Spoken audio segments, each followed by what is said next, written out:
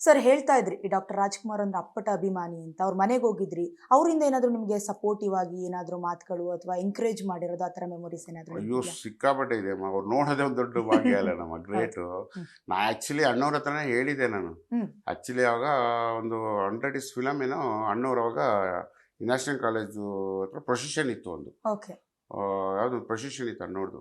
ಅಲ್ಲಿ ಹೋದಾಗ ಅವ್ರ ಹತ್ರನೇ ಹೇಳಿದ್ದೆ ನಾನು. ನಿಮ್ಮನ್ನ ಹ್ಮ್. ಹತ್ತಿರದಿಂದ ನೋಡಬೇಕು ಅಂತ ಒಂದು 3, 4 ಕಡೆ ಉಸಿರು ಕಟ್ಟಿ ನಿಂತ್ಕೊಂಡ್ಬಿಟ್ಟಿದ್ದೆ ನಾನು. ಹ್ಮ್. ಯಾಕಂದ್ರೆ ಅವ್ರು ನೋಡೋದು ಆ ರೇಂಜು ನಾವು ಅನ್ಕೊಂಡಿದ್ದು ಅನ್ಎಕ್ಸ್ಪೆಕ್ಟೆಡ್ ಅಮ್ಮ. ಅನ್ಎಕ್ಸ್ಪೆಕ್ಟೆಡ್. ಹ್ಮ್. ಅವ್ರ ಜೊತೆ ಇದ್ದಿದ್ದಾಗಲಿ ಎಲ್ಲ ಒಂದು ಕನಸು ಅನ್ನೋ ಥರ ಆಗೋಯ್ತು ನಮಗೆ. ಹ್ಮ್. ಆಮೇಲೆ ಉಪೇಂದ್ರ ಅವ್ರ ಜೊತೆ ಹೋದಾಗ ಊಟ ಎಲ್ಲ ಮಾಡ್ತಾಯಿದ್ವಿ. ಊಟ ಮಾಡುವಾಗೆಲ್ಲ ಅವಾಗೆಲ್ಲ ಅವ್ರ ಮನೇಲಿ ತುಂಬ ಚಿಕನ್ನು ಚಿಲ್ಲಿ ತುಂಬಾ ಚಿಕನ್ ನಾನ್ ಒಂದ್ಸರಿ ವೆಜ್ ಮಾಡಿಸಿ. ಪ್ರಿಯರು ಅವಾಗ ಅನ್ಸುತ್ತೆ ಅವ್ರು. ಒಂದ್ಸರಿ ಕತೆ ಹೇಳಕ್ಕೆ ಹೋದಾಗ ಬನ್ನಿ ಊಟ ಮಾಡಿ ಅಂದ್ಬಿಟ್ರು. ಹ್ಮ್. ಅಂದಾಗ ಉಪ್ಪಿ ಏನು ಮಾಡ್ದ ನಾನು ನಡಿ ಅಂದ್ಬಿಟ್ಟು ಇನ್ನು ಅಣ್ಣವ್ರು ಕರೆದಾಗ ಏನು ಇದು ಮಾಡೋದು. ಅದೇ. ಹೋಗಲ್ಲಿ ಕೂತ್ಕೊಂಡಿದ್ವಿ. ಏನು ಖಾರ ಅಂದರೆ ಹ್ಮ್. ನಂಗೆ ಆಗ್ತಾ ಇಲ್ಲ. ನನ್ನ ಮೈಂಡಲ್ಲಿ ಏನಿತ್ತು ಅಂದರೆ ಬೇಗ ತಿಂದರೆ ಬೇಗ ಎದ್ಬಿಡ್ಬೋದು ಅಂತ ನಾನು ಹಾ, ಹಾ, ಹಾ. ನಾನು ಟಕ ಟಕ ಟಕ ಅಂತ ತಿನ್ಬಿಟ್ಟೆ. ಹ್ಮ್. ಏನು ಕಿತ್ಕೊಂಡ್ ಬರ್ತಾ ಇದೆ ಕಣ್ಣಲ್ಲಿ ಮೂಗಲ್ಲೆಲ್ಲ ಖಾರ. ಹಿಂಗೆ ಅಂದ್ಬಿಟ್ಟು ಹಿಂಗೆ ಅಂದ ತಕ್ಷಣ ನೋಡಿದ್ರು ನೋಡಿ ಎಷ್ಟು ಚೆನ್ನಾಗಿ ತಿಂತಾ ಇದ್ದಾರೆ ಇನ್ನು ಸ್ವಲ್ಪ ಹಾಕಿ ಅಂದರು. ಈ ಥರ ಅದಾದಮೇಲೆ ಸುಮಾರು ಸಾರಿ ಈ ಪ್ರವೀಣ್ ನಾಯಕ್ ಅಂತಿದ್ದಾರೆ ಗೊತ್ತಾ, ಪ್ರವೀಣ್ ನಾಯಕ್ ಅಂತ ಇದ್ದಾರೆ, ಅವರು ಡೈರೆಕ್ಟ್ರು. ಓಕೆ. ಸೊ ಅವರು ರಾಜ್ಕುಮಾರ್ ಅವ್ರ ಹತ್ರ ತುಂಬ ಕ್ಲೋಸು ಅವಾಗಿಂದಾನು. ಹ್ಮ್. ಸೊ ಅವಾಗ ಒಂದ್ಸಲ ಪ್ರವೀಣಿಗೆ ಹೇಳಿದೆ, ಒಂದ್ಸರಿ ಅವ್ರ ಮನೆಯಲ್ಲಿ ಊಟ ಮಾಡಿದ್ದೀವೋ ನಾವೊಂದ್ಸರಿ ಮಾಡ್ಕೊಂಡು ಹೋಗೋಣ ಅಂದ್ಬಿಟ್ಟು ಹ್ಮ್.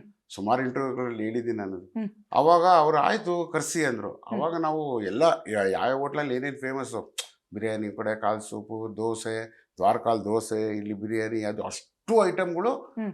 ಅಣ್ಣವ್ರ ಮನೆಗೆ ಎತ್ಕೊಂಡು ಹೋಗ್ತಾ ಇದ್ವಿ ನಾವು. ಹ್ಮ್. ಎತ್ಕೊಂಡೋಗಿ ಅವ್ರ ಜೊತೆ ಊಟ ಮಾಡ್ತಾ ಇದ್ವಿ. ನಾವು ಅಷ್ಟು ಎತ್ಕೊಂಡು ಹೋದ್ರೂ ಅವ್ರು ನಮಗೆ ಅಂದ್ಬಿಟ್ಟು ಇನ್ನೊಂದು ಮಾಡಿಸಿರೋರು. ಸೊ ಆಮೇಲೆ ಅವ್ರ ಮನೇಲಿ ಯಾರದೇ ಕಾಫಿ ಟೀ ಏನೇ ತಂದು ಕೊಟ್ರು ಫಸ್ಟ್ ಪಕ್ಕದಲ್ಲಿರೋರು ಕೊಡಬೇಕು, ಆಮೇಲೆ ಅಣ್ಣವ್ರು ತೊಗೊಳ್ಳೋದು. ಹ್ಮ್. ಆ ಥರ ಅವರ ದೊಡ್ಡ ಗುಣ. ಹ್ಮ್. ಆಮೇಲೆ ತಿರ್ಗಾ ನಮ್ಮ ಫ್ರೆಂಡ್ಸ್ಗಳ ಹತ್ರ ಅಂದರೆ ಓಮ್ ರಿಲೀಸ್ ಆಗಕ್ಕೆ ಮೊದಲು ರಿಲೀಸ್ ಆಗಿರಲಿಲ್ಲ. ಹ್ಮ್. ಉಪೇಂದ್ರ ಅವರ ಅಣ್ಣನ ಮದುವೆ ಇತ್ತು. ಹ್ಮ್. ಇಲ್ಲೇ ಬುಲ್ ಟೆಂಪಲ್ ರೋಡ್ ಅವರು ನಿಜಗುಣ ಶೋಲ್ಟ್ರಲ್ಲಿನ ಮದುವೆ. ಅಣ್ಣವರು ವರದಣ್ಣವ್ರು ಬಂದಿದ್ರು ಅಲ್ಲಿ. ಬಂದಿದ್ದ ತಕ್ಷಣ ನಾವೇನು ಮಾಡಿದೆ ಗೊತ್ತಲ್ಲ, ನಾವು ಅಣ್ಣವ್ರು ಬಂದ ತಕ್ಷಣ ಆ ಕಡೆ ಈ ಕಡೆ ಎಳ್ದಾಡಿ ಅಂದರೆ ಶೂಟಿಂಗಲ್ಲೆಲ್ಲ ಜಾಸ್ತಿ ಬರ್ತಾ ಇದ್ದಿಲ್ಲ ಅವರು, ಹ್ಮ್. ಎಲ್ಲೆಲ್ಲೂ ಬರ್ತಾ ಇದ್ದಿಲ್ಲ. ಅಲ್ಲಿ ಬಂದಾಗ ಆ ಕಡೆ ಈ ಕಡೆ ಎಲ್ಲ ತಳ್ತಾ ಇದ್ವಿ. ಹಿಂಗಾದಾಗ ಹತ್ರ ಬಂದು ಬನ್ನಿ ಅಂದರು. ಏನಪ್ಪಾಜಿ ತುಂಬ ಚೆನ್ನಾಗಿ ಮಾಡಿದ್ದೀಯಾ ಅಂದರು. ನಾವು ಅವಾಗೆಲ್ಲ ನಮ್ಗೆ ಇದು ಗೊತ್ತಿಲ್ಲ, ನಮಗೆ ಏನು ಈ ಸಿನಿಮಾ ಮಧ್ಯೆ ಪ್ರಮೋಷನ್ ಇದ್ರದ್ದೆಲ್ಲ ನೋಡ್ತೀವಲ್ಲ, ಫಸ್ಟ್ ಕಾಪಿ ಎಲ್ಲ ನೋಡೋದು ಹ್ಮ್. ಹ್ಮ್. ಅವೆಲ್ಲ ಗೊತ್ತಿರಲಿಲ್ಲ ನಂಗೆ. ಅವಾಗ ಶೂಟಿಂಗ್ ಆಗಿದ ತಕ್ಷಣ ಎಡಿಟಿಂಗ್ ಯಾವಾಗ ಒಂದ್ಸರಿ ಹೋಗೋವು, ಡಬ್ಬಿಂಗಲ್ಲಿ ಹೋಗೋವು. ಹ್ಮ್. ಅದ್ರ ವಯಸ್ಸು ಥಿಯೇಟರ್ ರಿಲೀಸ್ ಆಗಿ ಮೊದಲು ಇವರೆಲ್ಲ ನೋಡ್ತಾರೆ, ಈ ಥರದ್ದೆಲ್ಲ ನಮ್ಗೆ ಗೊತ್ತಿರಲಿಲ್ಲ. ಗೊತ್ತಿಲ್ಲ. ಹ್ಮ್. ಇದು ತುಂಬ ಚೆನ್ನಾಗಿ ಮಾಡಿದೀಯಾ ಅಂದರು. ನನಗೇನು ಸರಿಯಾಗಿ ಕೇಳಿಸಿಲ್ಲ ನನಗೆ, ಹಿಂಗಂತವ್ರೆ ಅಂತ. ಆಮೇಲೆ ವರದಣ್ಣ ನೋಡಿದ್ವಿ, ಸಿನಿಮಾ ನೋಡಿದ್ವಿ, ತುಂಬ ಚೆನ್ನಾಗಿ ಮಾಡಿದೀಯಾ ಹ್ಮ್. ಅದನ್ನ ಹೇಳ್ತಾವ್ರೆ ಅಂದ ತಕ್ಷಣ ಬಿಡಪ್ಪ ಸಾಕು ಸಾರ್ಥಕ ಆಯ್ತು. ಸಾರ್ಥಕ. ಅಲ್ಲಿಂದ ಅವ್ರದ್ದು ತುಂಬ. ಅದಾದಮೇಲೆ ನನ್ನ ಮದುವೆಗೆಲ್ಲ ಬಂದರು. ಹ್ಮ್. ಮದುವೆ ಹೋಗೋವಾಗಲೂ ನಾನು ಉಪೇಂದ್ರ ಪ್ರವೀಣಕ್ಕೆಲ್ಲ ಕಾರ್ಡ್ ಕೊಡೋಕೆ ಹೋಗಿದ್ವಿ. ಹ್ಮ್. ಕಾರ್ಡ್ ಕೊಡೋಕೆ ಹೋದಾಗ ಇವನು ಉಪೇಂದ್ರ ಏನು ಮಾಡ್ದ, ಅಣ್ಣ ಇನ್ನೂ ಯಾರಿಗೂ ಕಾರ್ಡೇ ಕೊಟ್ಟಿಲ್ಲ ಅವನು, ಯಾಕೆ ಹೀಗೆ ಮಾಡಿದ್ರಿ? ಹ್ಮ್. ಇಲ್ಲಪ್ಪಾಜಿ ನಿಮಗೆ ಫಸ್ಟ್ ಕೊಡಬೇಕು ಅಂದ್ಬಿಟ್ಟು. ಅಯ್ಯೋ ಹೌದು.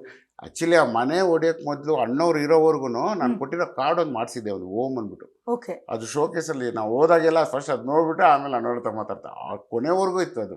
ಅವ್ರ ಮನೇಲಿ ಇಟ್ಕೊಂಡಿದ್ರು. ಇಟ್ಕೊಂಡಿದ್ರು. Okay. ದೊಡ್ಡ ಶೋಕೇಶ್ ಇತ್ತಲ್ಲಿ. Okay. ಒಂಥರ ಓಮ್ ಅಂತ ಗೋಲ್ಡ್ ಕಲರ್ ಮಾಡಿಸ್ಬಿಟ್ಟು ಹ್ಮ್. ಈ ಕೆಳಗಡೆ ಇದು Heart ಲವ್ shape. ಸಿಂಬಲ್ ಥರ ಹಾ. ಹಾಕ್ಬಿಟ್ಟು ಅಲ್ಲಿ ನಂದು ಇದು ಹಾಕಿದ್ದೆ. ಹ್ಮ್. ಅದನ್ನ ಅವ್ರ ಮನೇಲಿ ಅಷ್ಟು ದಿನ ಇಟ್ಟಿದ್ರು ಅವರು. ಓಕೆ. ಅದಾದಮೇಲೆ ಇದು ಶಬ್ದವೇದಿ ಹ್ಮ್. ಶಬ್ದವೇದಿ ಮಾಡುವಾಗ ಆಗ ಸ್ವಲ್ಪ ನನಗೂ ಒಂದು ಇತ್ತು, ಅಂದರೆ ಫುಲ್ ಬ್ಯುಸಿ ಆಗಿಬಿಟ್ಟಿದ್ದೆ ಆಗ. ಹ್ಮ್. ಸುಮಾರು ಸಿನಿಮಾಗಳು ಮಾಡ್ತಾಯಿದ್ದೆ ಆಗ. ಆವಾಗ ನನಗೊಂಥರ ಯಾರೇ ಅವ್ರಾಗ ಬಂದು ಕೇಳಿದ್ರೆ ಹೋಗ್ತಾ ಇದ್ದೆ. ಹ್ಮ್. ಸೊ ಅವಾಗೆಲ್ಲ ಹಸುಗಳೆಲ್ಲ ಇತ್ತಲ್ಲ ನಮ್ಮದು. ಅವಾಗೆಲ್ಲ ಇಲ್ಲಿ ಸಂಪಾದನೆ ಎಲ್ಲ ನಮ್ಗೆ ಚೆನ್ನಾಗಿತ್ತು, ಹಸುಗಳು ಕೆಲಸ ಮಾಡ್ತಾ ಇರುವಾಗ. ಹ್ಮ್. ಅವಾಗೆಲ್ಲ ದುಡ್ಡು ಅಷ್ಟು ಚೆನ್ನಾಗಿ ನೋಡ್ತಾ ಇದ್ವಿ. ಸಿನಿಮಾ ಬಗ್ಗೆ ಹಗಲು ಅಷ್ಟಕ್ಕಷ್ಟೇ ಇದ್ದಿದ್ದು. ಹ್ಮ್.